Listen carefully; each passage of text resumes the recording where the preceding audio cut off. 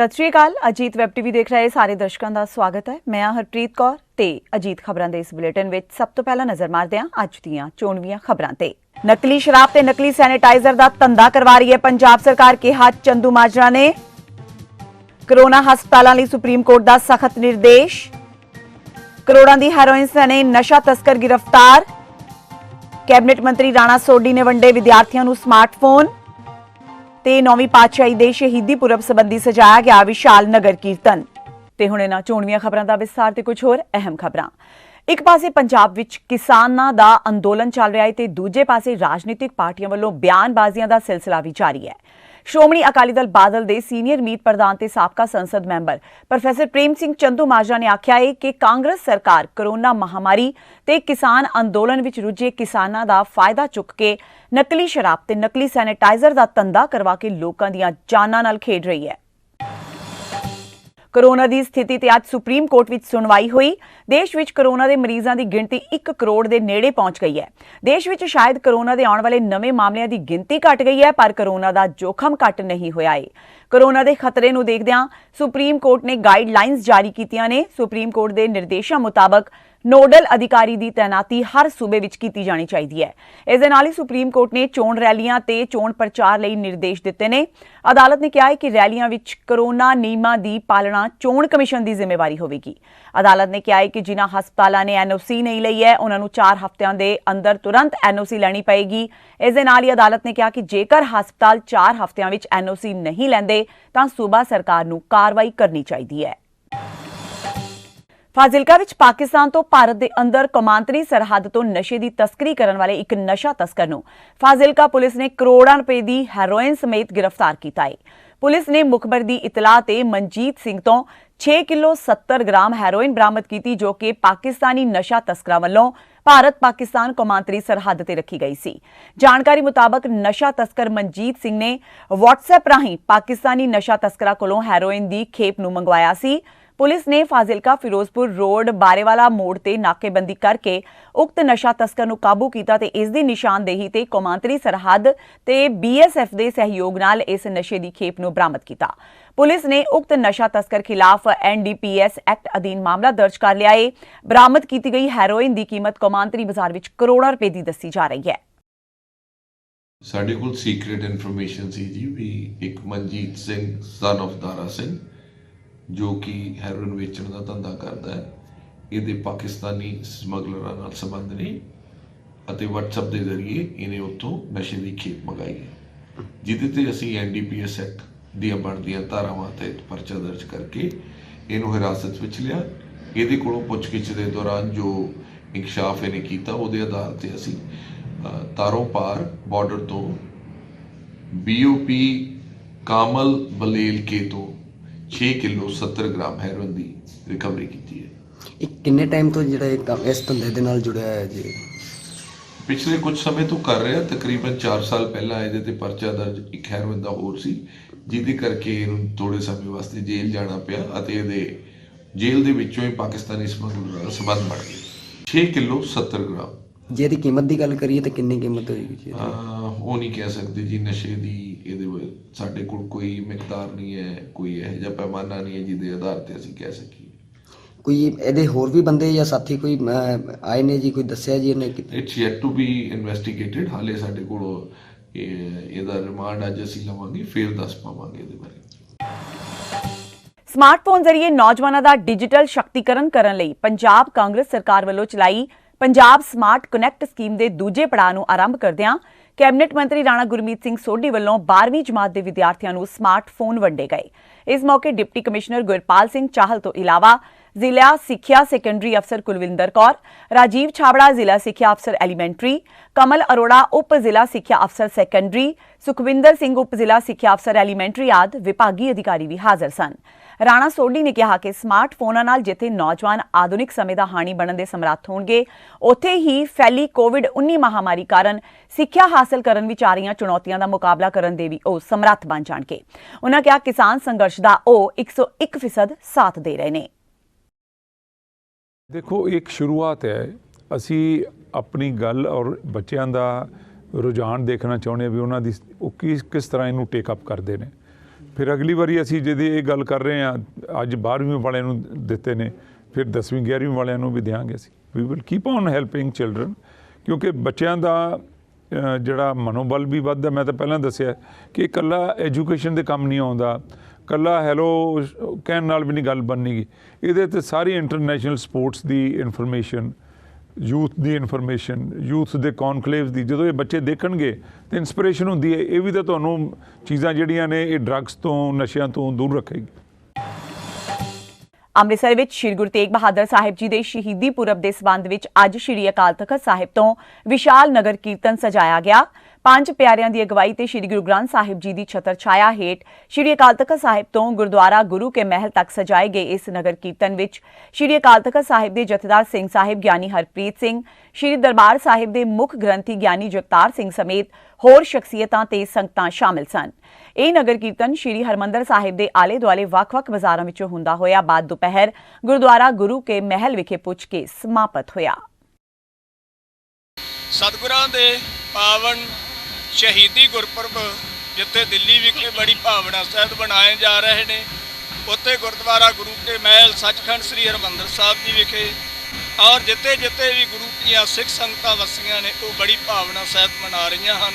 ਸਤਿਗੁਰੂ ਗੁਰੂ ਤੇਗ ਬਹਾਦਰ ਸਾਹਿਬ ਜੀ ਨੂੰ ਕੋਟਾਨ ਕੋਟ ਪ੍ਰਣਾਮ ਹੈ, ਸਰਧਾ ਤੇ ਸਤਿਕਾਰ ਹੈ, ਜਿਨ੍ਹਾਂ ਨੇ ਕਿਰਪਾ ਕਰਕੇ ਗਰੀਬਾਂ ਦੀ, ਨਿਮਾਣਿਆਂ ਨਤਾਣਿਆਂ ਦੀ ਬਾਹ ਫੜ ਕੇ ਧਰਮ ਦੀ ਲਾਜ ਰੱਖੀ ਹੈ। ਵਾਹਿਗੁਰੂ ਜੀ ਕਾ ਖਾਲਸਾ, ਵਾਹਿਗੁਰੂ ਜੀ ਕੀ ਫਤਿਹ। ਜੀ ਗੁਰੂ ਤੇਗ ਬਹਾਦਰ ਜੀ ਦਾ ਸ਼ਹੀਦੀ ਦਿਹਾੜਾ ਹੈ ਅੱਜ, ਤੇ ਉਸ ਵਾਸਤੇ ਨਗਰ ਕੀਰਤਨ ਕੱਢਿਆ ਜੀ। ਇਹਦਾ ਮੈਸੇਜ ਕੀ ਜਾਂਦਾ ਹੈ, ਇਸੇ ਮਹੱਤਵ ਕੀ ਹੈ ਜੀ ਇਸ ਚੀਜ਼ ਦਾ? ਇਹਦਾ ਮਹੱਤਵ ਹੈ ਕਿ ਜਿਹੜੀ ਸਿੱਖਾਂ ਦੀ ਕੌਮ ਹੈ, ਬਹੁਤ ਸ਼ਹੀਦੀਆਂ ਦਿੱਤੀਆਂ ਨੇ ਉਹਨਾਂ ਨੇ। ਅੱਜ ਦੀ ਕੌਮ ਜਿਹੜੀ ਹੈ ਇਹ ਚੀਜ਼ਾਂ ਭੁੱਲੀ ਜਾ ਰਹੀ ਹੈ। ਇਹਨਾਂ ਨੂੰ ਯਾਦ ਰੱਖਣਾ ਚਾਹੀਦਾ ਹੈ ਕਿ ਸਾਡੀ ਕੌਮ ਦਾ ਵੈਲਿਊ ਕੀ ਹੈ। ਠੀਕ ਹੈ, ਹਰ ਜਗ੍ਹਾ ਸ਼ਹੀਦੀਆਂ ਦਿੱਤੀਆਂ ਨੇ, ਚਾਹੇ ਉਹ ਲੇਟੈਸਟ ਦੇਖ ਲਓ, ਇੰਡੀਪੈਂਡੈਂਸ ਡੇ ਤੇ ਦੇਖ ਲਓ, ਉਹਦੇ ਤੇ ਹੈ। ਪੁਰਾਣਾ ਇਤਿਹਾਸ ਦੇਖੀ, ਉਹ 'ਚ ਸ਼ਹੀਦੀਆਂ ਬਹੁਤ ਨੇ।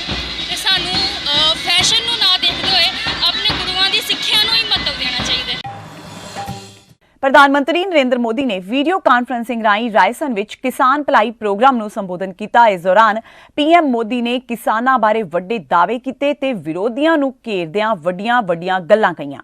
ਪੀਐਮ ਮੋਦੀ ਨੇ ਕਿਹਾ, ਮੱਧ ਪ੍ਰਦੇਸ਼ ਦੇ ਕਿਸਾਨਾਂ ਨੂੰ ਪਿਛਲੇ ਸਮੇਂ ਗੜੇਮਾਰੀ ਕੁਦਰਤੀ ਆਫਤ ਕਾਰਨ ਪਰੇਸ਼ਾਨੀ ਹੋਈ ਤੇ ਅੱਜ ਮੱਧ ਪ੍ਰਦੇਸ਼ ਵਿੱਚ ਇਸ ਪ੍ਰੋਗਰਾਮ ਦੌਰਾਨ 35 ਲੱਖ ਕਿਸਾਨਾਂ ਦੇ ਬੈਂਕ ਖਾਤਿਆਂ ਵਿੱਚ 1600 ਕਰੋੜ ਰੁਪਏ ਭੇਜੇ ਜਾ ਰਹੇ ਨੇ। ਨਾ ਕੋਈ ਵਿਚੋਲਾ ਹੈ ਤੇ ਨਾ ਕੋਈ ਦਲਾਲ। ਪੀਐਮ ਮੋਦੀ ਨੇ ਕਿਹਾ, ਮੈਂ ਸਾਰੀਆਂ ਰਾਜਨੀਤਿਕ ਪਾਰਟੀਆਂ ਨੂੰ ਕਹਿਣਾ ਚਾਹੁੰਦਾ ਹਾਂ ਕਿ ਤੁਸੀਂ ਆਪਣਾ ਕ੍ਰੈਡਿਟ ਆਪਣੇ ਕੋਲ ਰੱਖੋ। ਮੈਨੂੰ ਕ੍ਰੈਡਿਟ ਨਹੀਂ ਚਾਹੀਦਾ। ਮੈਨੂੰ ਕਿਸਾਨ ਦੇ ਜੀਵਨ ਵਿੱਚ ਆਸਾਨੀ ਚਾਹੀਦੀ ਹੈ, ਖੁਸ਼ਹਾਲੀ ਚਾਹੀਦੀ ਹੈ, ਖੇਤੀ ਵਿੱਚ ਆਧੁਨਿਕਤਾ ਚਾਹੀਦੀ ਹੈ। ਕਿਰਪਾ ਕਰਕੇ ਕਿਸਾਨਾਂ ਨੂੰ ਭਰਮਾਉਣਾ ਤੇ ਉਹਨਾਂ ਨੂੰ ਭੜਕਾਉਣਾ ਛੱਡ ਦਿਓ। ਉਹਨਾਂ ਕਿਹਾ, ਕਿਸਾਨਾਂ ਦੇ ਮੋਢਿਆਂ ਤੇ ਬੰਦੂਕ ਰੱਖ ਕੇ ਹਮਲੇ ਕੀਤੇ ਜਾ ਰਹੇ ਨੇ। ਨਾਲ ਹੀ ਉਹਨਾਂ ਕਿਹਾ, ਸਵਾਮੀਨਾਥਨ ਕਮੇਟੀ ਦੀ ਰਿਪੋਰਟ ਇਸ ਗੱਲ ਦਾ ਵੱਡਾ ਸਬੂਤ ਹੈ ਕਿ ਕਿਸਾਨ ਬਾਰੇ ਬੋਲਣ ਵਾਲੇ ਲੋਕ ਕਿੰਨੇ ਬੇਰਹਿਮ ਨੇ। ਇਹ ਲੋਕ ਸਵਾਮੀਨਾਥਨ ਕਮੇਟੀ ਦੀਆਂ ਸਿਫਾਰਸ਼ਾਂ 8 ਸਾਲਾਂ ਤੱਕ ਦਬਾ ਕੇ ਬੈਠੇ ਰਹੇ। ਕਿਸਾਨ ਅੰਦੋਲਨ ਕਰਦੇ ਸਨ, ਵਿਰੋਧ ਕਰਦੇ ਸਨ, ਪਰ ਇਹਨਾਂ ਲੋਕਾਂ ਨੂੰ ਕੋਈ ਫਰਕ ਨਹੀਂ ਪਿਆ। ਉਹਨਾਂ ਕਿਹਾ, ਜਦੋਂ ਕਿ ਸਾਡੀ ਸਰਕਾਰ ਕਿਸਾਨਾਂ ਨੂੰ ਸਮਰਪਿਤ ਹੈ, ਕਿਸਾਨਾਂ ਨੂੰ ਅੰਨਦਾਤਾ ਮੰਨਦੀ ਹੈ, ਅਸੀਂ ਫਾਈਲਾਂ ਦੇ ਢੇਰ ਵਿੱਚ ਸੁੱਟੀ ਸਵਾਮੀਨਾਥਨ ਕਮੇਟੀ ਦੀ ਰਿਪੋਰਟ ਕੱਢੀ ਤੇ ਇਸ ਦੀਆਂ ਸਿਫਾਰਸ਼ਾਂ ਲਾਗੂ ਕੀਤੀਆਂ, ਜਿਸ ਨਾਲ ਕਿਸਾਨਾਂ ਨੂੰ 1.5 ਗੁਣਾ ਲਾਗਤ ਦਾ MSP ਦਿੱਤਾ ਗਿਆ। अगर आज देश के सभी राजनीतिक दलों के पुराने घोषणा पत्र देखे जाएं, तो उनके पुराने बयान सुने जाएं, पहले जो देश की कृषि व्यवस्था संभाल रहे थे ऐसे महानुभावों की चिट्ठियां देखी जाए, तो आज जो कृषि सुधार हुए हैं वो उनसे अलग नहीं है। वो जिन चीजों का वादा करते थे वही बातें इन कृषि सुधारों में की गई हैं। मुझे लगता है उनको पीड़ा इस बात से नहीं है कि कृषि कानूनों में सुधार क्यों हुआ। उनको तकलीफ इस बात में है कि जो काम हम कहते थे लेकिन कर नहीं पाते थे वो मोदी ने कैसे किया, मोदी ने क्यों किया, मोदी को इसका क्रेडिट कैसे मिल जाए। मैं सभी राजनीतिक दलों को हाथ जोड़ के कहना चाहता हूं, आप सारा क्रेडिट अपने पास रख लीजिए। आपके सारे पुराने घोषणा पत्रों को ही मैं क्रेडिट देता हूं, मुझे क्रेडिट नहीं चाहिए। मुझे किसान के जीवन में आसानी चाहिए, समृद्धि चाहिए, किसानी में आधुनिकता चाहिए। आप कृपा करके देश के किसानों को बरगलाना छोड़ दीजिए, उन्हें भ्रमित करना छोड़ दीजिए। ਦੁਆਬਾ ਤੇ ਇਸ ਦੇ ਨਾਲ ਲੱਗਦੇ ਜ਼ਿਲ੍ਹਿਆਂ ਦੇ ਲੋਕਾਂ ਨੂੰ ਹੁਣ ਸ਼੍ਰੀ ਮੁਕਤਸਰ ਸਾਹਿਬ ਦੇ ਮਹੂਆਣਾ ਵਿੱਚ ਆਪਣੇ ਹੈਵੀ ਲਾਇਸੈਂਸ ਬਣਾਉਣ ਦੇ ਲਈ ਨਹੀਂ ਜਾਣਾ ਪਏਗਾ। ਉਸ ਦੇ ਲਈ ਅੱਜ ਤੋਂ ਹੁਸ਼ਿਆਰਪੁਰ ਵਿੱਚ ਹੈਵੀ ਲਾਇਸੈਂਸ ਬਣਾਉਣ ਦੇ ਲਈ ਲਾਇਸੈਂਸ ਇੰਸਟੀਚਿਊਟ ਦਾ ਸ਼ੁਭਾਰੰਭ ਹੋ ਗਿਆ ਹੈ, ਜਿਸ ਦੀ ਸ਼ੁਰੂਆਤ ਉਦਯੋਗਿਕ ਤੇ ਵਣਜ ਮੰਤਰੀ ਪੰਜਾਬ ਸੁੰਦਰ ਸ਼ਾਮ ਅਰੋੜਾ ਦੁਆਰਾ ਕੀਤੀ ਗਈ। ਇਸ ਤੋਂ ਪਹਿਲਾਂ ਦੁਆਬਾ ਤੇ ਇਸ ਦੇ ਨਾਲ ਲੱਗਦੇ ਹੋਰ ਜ਼ਿਲ੍ਹਿਆਂ ਦੇ ਲੋਕਾਂ ਨੂੰ ਸ਼੍ਰੀ ਮੁਕਤਸਰ ਸਾਹਿਬ ਜਾਣਾ ਪੈਂਦਾ ਸੀ। ਇੰਸਟੀਚਿਊਟ ਦੇ ਸ਼ੁਰੂ ਹੋਣ ਤੋਂ ਬਹੁਤ ਸਾਰੇ ਲੋਕਾਂ ਨੂੰ ਇਸ ਦਾ ਲਾਭ ਮਿਲੇਗਾ। ਜਾਣਕਾਰੀ ਦਿੰਦਿਆਂ ਹੋਇਆਂ ਅਰੋੜਾ ਨੇ ਦੱਸਿਆ ਕਿ ਅੱਜ ਹੀ 71 ਲੋਕਾਂ ਨੇ ਆਪਣੀ ਰਜਿਸਟ੍ਰੇਸ਼ਨ ਕਰਵਾਈ ਹੈ ਤੇ 430 ਰੁਪਏ ਦੀ ਬਹੁਤ ਹੀ ਘੱਟ ਫੀਸ ਨਾਲ ਡਰਾਈਵਰ ਆਪਣਾ ਲਾਇਸੈਂਸ ਪ੍ਰਾਪਤ ਕਰ ਸਕਦੇ ਨੇ। ਅੱਜ ਦਾ ਇਹ ਬੜੀ ਇਤਿਹਾਸਕ ਚੀਜ਼ ਹੈ ਹੁਸ਼ਿਆਰਪੁਰ ਦੇ ਲਈ ਔਰ ਮੈਂ ਧੰਨਵਾਦ ਕਰਨਾ ਚਾਹੁੰਦਾ ਮਾਨਯੋਗ ਮੁੱਖ ਮੰਤਰੀ ਕੈਪਟਨ ਅਮਰਿੰਦਰ ਸਿੰਘ ਜੀ ਦਾ ਤੇ ਸਾਡੇ ਟਰਾਂਸਪੋਰਟ ਮਿਨਿਸਟਰ ਮੇਰੀ ਭੈਣ ਰਜੀਆ ਜੀ ਦਾ ਤੇ ਸਾਡੇ ਜਿੰਨੇ ਅਫੀਸਰ ਡਿਪਟੀ ਕਮਿਸ਼ਨਰ ਹੁਸ਼ਿਆਰਪੁਰ ਔਰ ਸਾਡੇ ਸੈਕਟਰੀ ਰੈੱਡ ਕਰਾਸ ਸਾਡੇ ਏਡੀਸੀ ਸਾਹਿਬ ਬਾਕੀ ਜਿੰਨੀ ਵੀ ਟੀਮ ਹੈ ਇਹਨਾਂ ਦੀ ਜਿਨ੍ਹਾਂ ਨੇ ਇੱਥੇ ਵਰਕ ਕੀਤਾ। ਇੱਕ ਬਹੁਤ ਬੜੀ ਦੇਣ ਹੈ ਇਹ ਮਾਝਾ ਦੁਆਬੇ ਲਈ। ਮੈਂ ਕਹਿ ਸਕਦਾ ਕਿ ਜਿਹੜੇ ਸਾਡੇ ਡਰਾਈਵਰ ਭਰਾਵਾਂ ਨੂੰ ਮੁਕਤਸਰ ਜ਼ਿਲ੍ਹੇ ਦੇ ਅੰਦਰ ਜਾਣਾ ਪੈਂਦਾ ਸੀ, ਉੱਥੇ ਕੋਈ ਰਹਿਣ ਦਾ ਸਾਧਨ ਨਹੀਂ ਸੀ ਔਰ ਉੱਥੇ ਕੋਈ ਹੋਟਲ ਨਹੀਂ ਸੀਗੇ ਜਾਂ ਕੋਈ ਜਗ੍ਹਾ ਨਹੀਂ ਸੀ, ਅੱਜ ਉਹ ਇੱਥੇ ਆਣਗੇ ਔਰ ਇੱਥੇ ਆ ਕੇ ਜਿਹੜਾ ਆਪਣਾ 2 ਦਿਨ ਦਾ ਕੋਰਸ ਪੂਰਾ ਕਰਕੇ ਬਹੁਤ ਅੱਛੇ ਟੀਚਰ ਰੱਖੇ ਗਏ ਆ। 2 ਦਿਨ ਦਾ ਕੋਰਸ ਪੂਰਾ ਕਰਕੇ ਜਿਹੜਾ ਕਿ ਇੱਥੇ ਅਸੀਂ ਰਹਿਣ ਬਸੇਰਾ ਸਾਡੇ ਕੋਲ ਕਾਰਪੋਰੇਸ਼ਨ 'ਚ ਬਣੇ ਹੋਏ ਨੇ, ਰੱਖਣ ਦਾ ਵੀ ਇੰਤਜ਼ਾਮ ਹੋਏਗਾ, ਖਾਣ ਪੀਣ ਦਾ ਵੀ ਉਹਨਾਂ ਦਾ ਪੂਰਾ ਖਾਣੇ ਦਾ ਇੱਥੇ ਇੰਤਜ਼ਾਮ ਹੋਏਗਾ। ਮੈਂ ਸਮਝਦਾ ਕਿ ਜਿਹੜੀ ਉਹਨਾਂ ਨੂੰ ਦਿੱਕਤ ਆਉਂਦੀ ਸੀ ਐਡੀ ਦੂਰ ਜਾਣਾ ਪੈਂਦਾ ਸੀ ਉਹ ਨਹੀਂ ਜਾਣਾ ਪਏਗਾ। ਕਿੰਨੇ ਜ਼ਿਲ੍ਹੇ ਕਵਰ ਹੋਣਗੇ ਸਰ? ਇਹਦੇ ਨਾਲ ਉਮੀਦ ਕਰ ਰਹੇ ਹਾਂ ਕਿ ਲੁਧਿਆਣਾ ਦੀ ਵੀ ਆਈਆਂ ਨੇ, ਉਹਨਾਂ ਨੇ ਅੱਜ ਜੇ ਸ਼ੁਰੂ ਹੀ ਕੀਤਾ ਤੇ 71 ਬੱਚਿਆਂ ਦੀ ਹੋ ਚੁੱਕੀ ਹੈ ਰਜਿਸਟ੍ਰੇਸ਼ਨ। ਲੁਧਿਆਣਾ ਆਏਗਾ, ਨਵਾਂ ਸ਼ਹਿਰ ਆਏਗਾ, ਕਪੂਰਥਲਾ ਆਏਗਾ, ਹੁਸ਼ਿਆਰਪੁਰ ਤਾਂ ਹੈ, ਜਲੰਧਰ। ਇਹਦੇ ਨਾਲ ਲੱਗਦੇ ਉਮੀਦ ਕਰਦੇ ਹਾਂ ਕਿ ਜਿੰਨਾ ਅੱਛਾ ਇੱਥੇ ਦਾ ਸਿਸਟਮ ਹੈ ਮੈਂ ਉਮੀਦ ਕਰਦਾ ਕਿ ਕਿਸੇ ਨੂੰ ਜਦ ਅਸੀਂ ਰਹਿਣ ਦਾ ਕੋਈ ਪੈਸਾ ਨਹੀਂ ਲੈਣਾ, ਕੋਈ ਦਿੱਕਤ ਨਹੀਂ ਹੈ ਇੱਥੇ, ਤਾਂ ਮੈਂ ਸਮਝਦਾ ਕਿ ਬਹੁਤ ਇਹਦਾ ਸਾਡੇ ਡਰਾਈਵਰ ਭਰਾਵਾਂ ਦਾ ਜਿਹੜਾ ਇਹ ਮਸਲਾ ਹੱਲ ਹੋਏਗਾ ਔਰ ਉਹ ਈਜ਼ੀ ਫੀਲ ਕਰਨਗੇ ਔਰ ਇੱਕ ਬਹੁਤ ਅੱਛਾ ਮਾਹੌਲ ਅਸੀਂ ਦੇਣ ਦੀ ਪੂਰਾ ਪ੍ਰਯਾਸ ਕਰਾਂਗੇ। ਮੈਨੂੰ ਆਪਣੀ ਟੀਮ ਤੇ ਪੂਰੀ ਸਾਡੀ ਐਡਮਿਨਿਸਟ੍ਰੇਸ਼ਨ ਔਰ ਰੈੱਡ ਕਰਾਸ ਪੂਰੀ ਇਹ ਲਗਨ ਨਾਲ ਇਹ ਕੰਮ ਕਰੇਗਾ। ਰੱਖਿਆ ਮੰਤਰਾਲੇ ਨੇ ਤਿੰਨਾਂ ਸੈਨਾਵਾਂ ਲਈ 28,000 ਕਰੋੜ ਰੁਪਏ ਦੇ ਹਥਿਆਰ ਤੇ ਫੌਜੀ ਉਪਕਰਨ ਖਰੀਦਣ ਦੇ ਪ੍ਰਸਤਾਵ ਨੂੰ ਮਨਜ਼ੂਰੀ ਦਿੱਤੀ ਹੈ। ਪ੍ਰਸਤਾਵ ਨੂੰ ਅਜਿਹੇ ਸਮੇਂ ਮਨਜ਼ੂਰੀ ਦਿੱਤੀ ਗਈ ਹੈ ਜਦੋਂ ਪੂਰਬੀ ਲੱਦਾਖ ਵਿੱਚ ਅਸਲ ਕੰਟਰੋਲ ਰੇਖਾ ਨੂੰ ਲੈ ਕੇ ਭਾਰਤ ਤੇ ਚੀਨ ਵਿੱਚ ਲੰਬੇ ਸਮੇਂ ਤੋਂ ਤਣਾਅ ਚੱਲ ਰਿਹਾ ਹੈ। ਅਧਿਕਾਰੀਆਂ ਅਨੁਸਾਰ ਲਗਭਗ ਸਾਰੇ ਹਥਿਆਰ ਤੇ ਫੌਜੀ ਉਪਕਰਨ ਘਰੇਲੂ ਉਦਯੋਗ ਤੋਂ ਹੀ ਖਰੀਦੇ ਜਾਣਗੇ। ਰੱਖਿਆ ਮੰਤਰਾਲੇ ਅਨੁਸਾਰ ਰੱਖਿਆ ਮੰਤਰੀ ਰਾਜਨਾਥ ਸਿੰਘ ਦੀ ਅਗਵਾਈ ਵਾਲੀ ਰੱਖਿਆ ਪ੍ਰਾਪਤੀ ਪ੍ਰੀਸ਼ਦ ਨੇ ਘਰੇਲੂ ਉਦਯੋਗ ਤੋਂ 27,000 ਕਰੋੜ ਰੁਪਏ ਦੇ ਉਪਕਰਨਾਂ ਦੀ ਖਰੀਦ ਨੂੰ ਮਨਜ਼ੂਰੀ ਦਿੱਤੀ ਹੈ। ਅਧਿਕਾਰੀਆਂ ਨੇ ਕਿਹਾ ਕਿ ਰੱਖਿਆ ਮੰਤਰਾਲੇ ਦੀ ਖਰੀਦ ਬਾਰੇ ਫੈਸਲਾ ਲੈਣ ਵਾਲੀ ਸੰਸਥਾ DAC ਨੇ ਕੁੱਲ 9 ਪ੍ਰਸਤਾਵਾਂ ਨੂੰ ਮਨਜ਼ੂਰੀ ਦਿੱਤੀ ਹੈ। ਮੰਤਰਾਲੇ ਨੇ ਕਿਹਾ ਕਿ 28,000 ਕਰੋੜ ਰੁਪਏ ਦੇ 7 ਪ੍ਰਸਤਾਵਾਂ ਵਿੱਚੋਂ 6 ਦੀ ਕੀਮਤ 27,000 ਕਰੋੜ ਰੁਪਏ ਹੈ। ਇਸ ਤਹਿਤ ਮੇਕ ਇਨ ਇੰਡੀਆ ਤੇ ਆਤਮ ਨਿਰਭਰ ਭਾਰਤ ਨੂੰ ਉਤਸ਼ਾਹਿਤ ਕਰਨ ਲਈ AON ਨੂੰ ਭਾਰਤੀ ਉਦਯੋਗ ਨੂੰ ਦਿੱਤਾ ਜਾਵੇਗਾ। साथियों, मिलिट्री लिटरेचर को आम जन से जोड़ने के पीछे खुद मेरी भी गहरी रुचि रही है और मेरी बड़ी इच्छा है कि हमारी आने वाली पीढ़ियां हमारे देश के इतिहास और खासकर जो बॉर्डर हिस्ट्री है, सीमाई इतिहास है, उसको जानें और समझें। और इसके लिए हमने डिफेंस मिनिस्ट्री का पद ग्रहण करने के साथ ही बाकायदा एक कमेटी गठित की है और यह हमारे बॉर्डर हिस्ट्री और उससे जुड़े जितने युद्ध हुए हैं, सूरवीरों ने बलिदान दिए हैं और उनके समर्पण को सरल और सहज तरीके से लोगों के सामने लाने की दिशा में यह काम करे, इस दृष्टि से मैंने एक कमेटी का गठन भी किया है।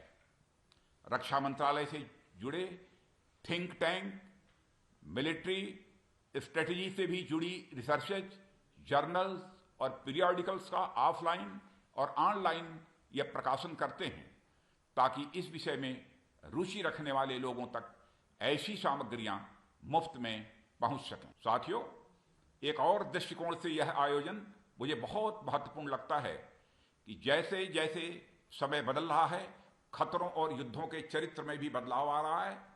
भविष्य में और भी सुरक्षा से जुड़े मुद्दे हमारे सामने आ सकते हैं। धीरे धीरे संघर्ष इतना व्यापक होता जा रहा है जिसकी पहले कभी कल्पना भी नहीं की गई थी। साइबर स्पेस, बायोलॉजिकल और इंफॉर्मेशन डोमेन में भी अब इसकी जद में आ गए हैं। आज मोबाइल की मारक क्षमता मिसाइल की मारक क्षमता से भी कहीं आगे बढ़ चुकी है। दुश्मन सीमा पार किए बिना हमारे लोगों तक अपनी पहुंच बना सकता है। ऐसे में हम सबको बिना वर्दी वाली सेना की भूमिका में भी अनिवार्य रूप से उतरना है।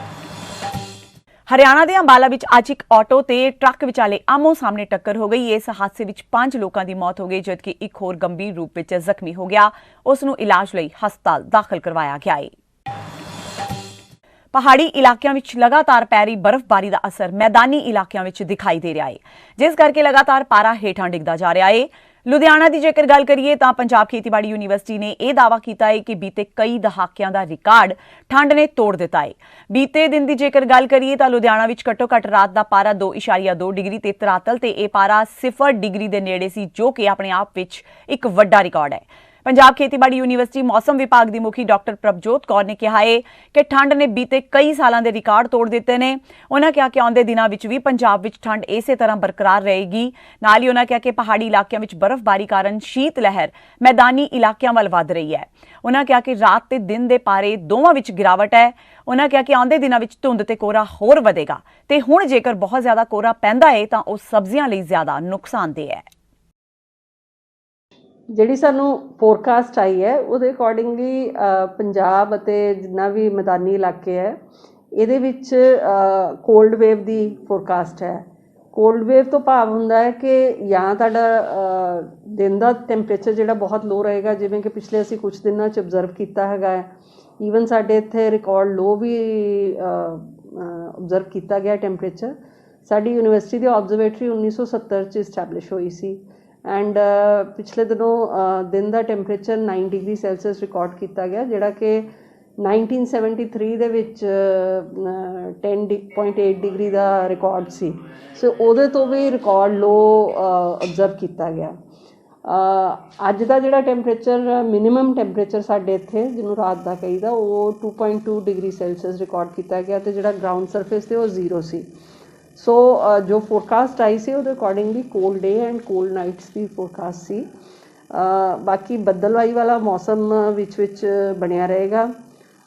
ਫੌਗੀ ਵੈਦਰ ਦੀ ਵੀ ਫੋਰਕਾਸਟ ਹੈਗੀ ਹੈ ਐਂਡ ਅਜੇ ਆਉਣ ਵਾਲੇ 2 ਤੋਂ 3 ਦਿਨ ਇਸੇ ਤਰ੍ਹਾਂ ਦਾ ਮੌਸਮ ਰਹੇਗਾ। ਹੁਣ ਜਿਸ ਤਰ੍ਹਾਂ ਮੌਸਮ ਜੇ ਆਪਾਂ ਕਹਿ ਦਈਏ ਵੀ ਠੰਡਾ ਅਤੇ ਫਸਲਾਂ ਵਾਸਤੇ ਕਿੱਦਾਂ ਦਾ ਰਹੇਗਾ, ਜਾਂ ਜਿੱਦਾਂ ਕਣਕ ਦੀ ਜਿਹੜੀ ਪਨੀਰੀ ਬੀਜੀ ਉਸ ਵਾਸਤੇ ਕਿੱਦਾਂ ਦਾ ਰਹੇਗਾ? ਜਿਹੜੀ ਸਾਡੀ ਕਣਕ ਦੀ ਫਸਲ ਹੈਗੀ ਹੈ ਜਾਂ ਸਰੋਂ ਦੀ ਫਸਲ ਹੈ ਉਹਦੇ 'ਤੇ ਇਸ ਲੋ ਟੈਂਪਰੇਚਰ ਦਾ ਕੋਈ ਮਾੜਾ ਅਸਰ ਨਹੀਂ ਹੁੰਦਾ, ਕਿਉਂਕਿ ਇਹ ਫਸਲਾਂ ਜਿਹੜੀਆਂ ਸਰਦ ਰੁੱਤ ਦੀਆਂ ਫਸਲਾਂ ਨੇ ਅਤੇ ਇਹਨਾਂ ਵਾਸਤੇ ਵਧੀਆ ਹੁੰਦੀ ਹੈ। ਰਾਦਰ ਟਿਲਰਿੰਗ ਜਿਹਨੂੰ ਅਸੀਂ ਕਹਿੰਦੇ ਹਾਂ ਕਿ ਕਣਕ ਦੇ ਵਿੱਚ ਉਹ ਅੱਛੀ ਹੁੰਦੀ ਹੈ। ਪਰ ਜਿਹੜੀਆਂ ਸਾਡੀਆਂ ਸਬਜ਼ੀਆਂ ਦੀਆਂ ਫਸਲਾਂ ਨੇ, ਕਿਉਂਕਿ ਸਬਜ਼ੀ ਜਿਹੜੀ ਹੈਗੀ ਹੈ ਬਹੁਤ ਜ਼ਿਆਦਾ ਸੈਂਸਿਟਿਵ ਹੁੰਦੀ ਹੈ ਅਤੇ ਜਿੰਨੀ ਦੇਰ ਤੱਕ ਮਿਨੀਮਮ ਟੈਂਪਰੇਚਰ 4-5 ਡਿਗਰੀ ਸੈਲਸੀਅਸ ਦੇ ਆਸ-ਪਾਸ ਰਹਿੰਦਾ ਉਨੀ ਦੇਰ ਤੱਕ ਤਾਂ ਉਹਨੂੰ ਕੋਈ ਨੁਕਸਾਨ ਨਹੀਂ ਹੁੰਦਾ। ਪਰ ਜਦੋਂ ਇਸ ਤੋਂ ਲੋਅਰ ਹੋਣੇ ਸ਼ੁਰੂ ਹੋ ਜਾਂਦੇ ਆ ਤਾਂ ਕੋਹਰੇ ਦੇ ਇੰਸੀਡੈਂਟਸ ਹੋਣ ਸ਼ੁਰੂ ਹੋ ਜਾਂਦੇ ਆ। ਕੋਹਰਾ ਜਿਹੜਾ ਹੈਗਾ ਸਾਡੀਆਂ ਸਬਜ਼ੀਆਂ ਦੀਆਂ ਜਿਹੜੀਆਂ ਫਸਲਾਂ ਇਹਨਾਂ 'ਤੇ ਕਾਫੀ ਨੁਕਸਾਨ ਕਰਦਾ, ਜਿਸ 'ਚ ਆਲੂ, ਟਮਾਟਰ, ਦੂਸਰਾ ਕੈਪਸੀਕਮ ਹੁੰਦੀ ਹੈ, ਮਟਰ ਹੈ ਜਾਂ ਬ੍ਰਿੰਜਲ ਹੈਗੀ ਹੈ, ਫੋਡਸ 'ਚ ਬਰਸੀਮ ਕ੍ਰੌਪ ਹੈ। ਸੋ ਉਦੋਂ ਉਹਨਾਂ ਫਸਲਾਂ 'ਤੇ ਮਾੜਾ ਅਸਰ ਹੋਣਾ ਸ਼ੁਰੂ ਹੁੰਦਾ ਹੈ। ਇਸ ਦੇ ਨਾਲ ਹੀ ਅਜੀਤ ਖਬਰਾਂ ਦਾ ਇਹ ਬੁਲੇਟਿਨ ਖਤਮ ਹੁੰਦਾ ਹੈ। ਕੁਝ ਹੋਰ ਨਵੀਆਂ ਖਬਰਾਂ ਨਾਲ ਫਿਰ ਤੋਂ ਹਾਜ਼ਰ ਹੋਵਾਂਗੇ। ਤਦ ਤੱਕ ਲਈ ਆਗਿਆ ਦਿਓ। ਸਤਿ ਸ਼੍ਰੀ ਅਕਾਲ। ਦੇਸ਼ ਦੁਨੀਆ ਦੀਆਂ ਤਾਜ਼ਾ ਖਬਰਾਂ ਦੇ ਲਈ ਹੁਣੇ ਪਲੇ ਸਟੋਰ ਤੋਂ ਡਾਊਨਲੋਡ ਕਰੋ ਪੰਜਾਬ ਦੀ ਆਵਾਜ਼ ਅਜੀਤ ਨਿਊਜ਼ ਐਪ। ਹੁਣ ਤੁਹਾਡਾ ਆਪਣਾ ਅਜੀਤ ਹਰ ਸੋਸ਼ਲ ਮੀਡੀਆ ਪਲੇਟਫਾਰਮ ਦੇ ਉੱਤੇ ਉਪਲਬਧ ਹੈ। ਫੇਸਬੁੱਕ ਦੇ ਉੱਤੇ ਹੁਣੇ ਲਾਈਕ ਤੇ ਫੋਲੋ ਕਰੋ ਅਜੀਤ ਦਾ ਅਫੀਸ਼ੀਅਲ ਪੇਜ ਡੇਲੀ ਅਜੀਤ, ਤੇ ਹਾਂ ਨਾਲ ਹੀ ਦੋਸਤਾਂ ਨੂੰ ਪੇਜ ਲਾਈਕ ਕਰਨ ਦੇ ਲਈ ਇਨਵਾਈਟ ਕਰਨਾ ਨਾ ਭੁੱਲਣਾ। ਇੰਨਾ ਹੀ ਨਹੀਂ, ਹਿੰਦੀ ਦੇ ਵਿੱਚ ਖਬਰਾਂ ਵਾਸਤੇ ਲਾਈਕ ਤੇ ਫੋਲੋ ਕਰੋ ਸਾਡਾ ਫੇਸਬੁੱਕ ਪੇਜ ਅਜੀਤ ਸਮਾਚਾਰ ਹਿੰਦੀ।